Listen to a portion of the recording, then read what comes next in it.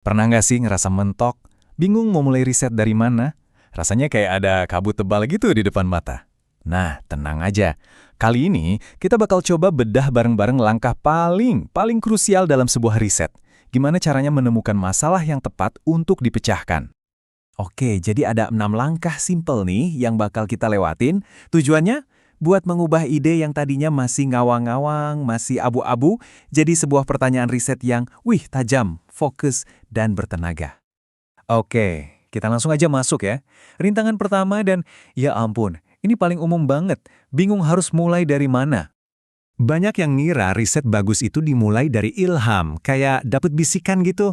Eureka! Padahal nggak juga. Kuncinya justru ada di hal yang lebih mendasar.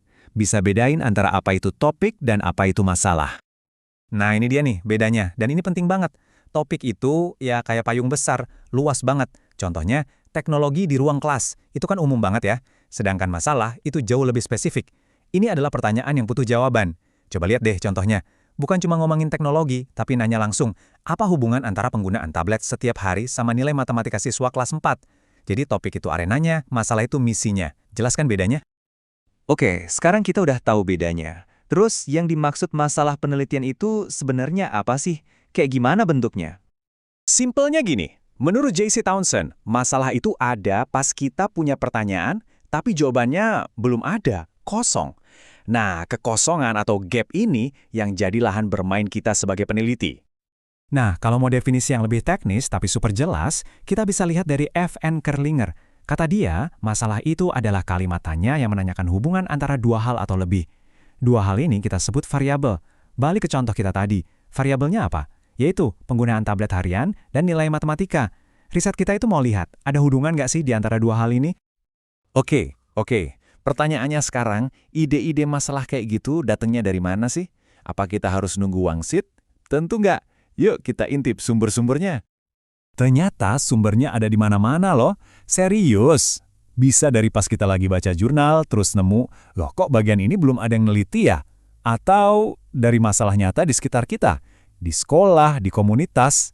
Bahkan ngobrol ngalor ngidul sama dosen atau temen aja bisa memicu ide. Kuncinya cuma satu, selalu penasaran dan punya sikap bertanya. Selalu tanya, kenapa ya? Gimana kalau? Oke, anggaplah kita udah dapat idenya nih. Langkah selanjutnya, dan ini jujur menurut saya ini bagian paling krusial dari semua proses, adalah merumuskan ide itu jadi sebuah pertanyaan yang tajam. Menurut Kerlinger lagi nih, rumusan masalah yang bagus itu bukan sekedar pertanyaan biasa. Dia punya semacam resep rahasia. Ada 3 kriteria spesifik yang harus dipenuhi. Oke, kita bedah satu-satu ya resepnya. Pertama, pertanyaan itu harus relasional. Maksudnya, dia menanyakan hubungan antara dua variabel atau lebih. Jadi bukan hanya, apakah tablet itu bagus, tapi apa hubungan antara A dan B. Kedua, harus jelas. Nggak boleh ambigu, biar semua orang ngerti maksudnya sama. Dan ketiga, ini yang paling penting, harus bisa diuji. Artinya, kita bisa ngumpulin data buat jawab pertanyaan itu. Jadi kita harus bisa ngukur variabel-variabelnya. Kalau 3 syarat ini terpenuhi, selamat pertanyaan riset Anda udah di jalur yang benar. Nah, sekarang kita masuk ke tahap yang sering banget kelewat sama peneliti pemula, yaitu membuat masalah kita jadi lebih kecil dan realistis. Caranya? Dengan membangun pagar di sekelilingnya. Ada kutipan bagus dari Whitney nih, dia bilang, mendefinisikan masalah itu artinya masang pagar di sekelilingnya. Keren ya analoginya? Tujuannya yaitu supaya riset kita nggak melebar kemana-mana, jadi lebih fokus. Dan, yang penting, bisa selesai. Terus gimana cara bikin pagarnya? Gampang, kita batasi aja beberapa hal. Misalnya, kita batasi variabelnya. Kita cuma lihat penggunaan tablet dan nilai matematika, nggak usah lihat yang lain. Terus, kita batasi lokasinya, misalnya cuma di sekolah dasar di satu kota aja. Batasi juga sampelnya cuma untuk siswa kelas 4, misalnya. Sampai ke metode dan alat ukur yang kita pakai. Nah, proses membatasi ini namanya delimitasi. Ini yang bikin riset kita jadi mungkin untuk dikerjakan. Oke, langkah terakhir nih, sebelum kita benar-benar terjun ke lapangan, ada baiknya kita lakukan semacam quality check terakhir untuk masalah kita yang udah rapi dipagari tadi. Pertama, coba tanya ke diri sendiri. Masalah ini bisa diteliti nggak sih secara praktis ya?